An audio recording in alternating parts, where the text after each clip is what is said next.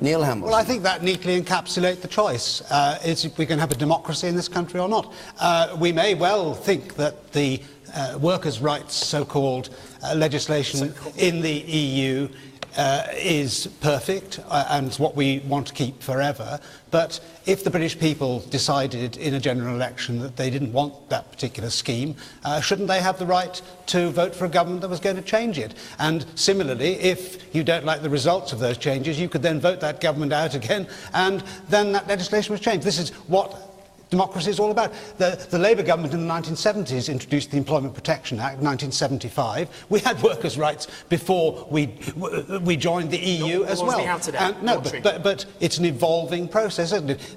To go back to what Zina asked in her question, was what do we know about the future? We know that the future is inherently uncertain whether we're in or out. Who knows how the Eurozone is going to develop, and the catastrophe... Not part of the Eurozone. The catastrophe that has unfolded, which is enveloping the whole of Europe, which is the biggest attack on workers' rights in Europe.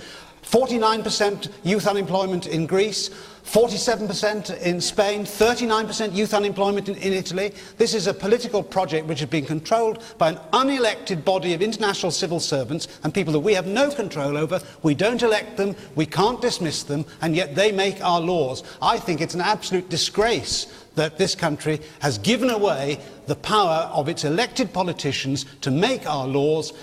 People who we have a right to elect and people who, if we don't like them, we can dismiss. All right. Can I just... So, Liz, yes?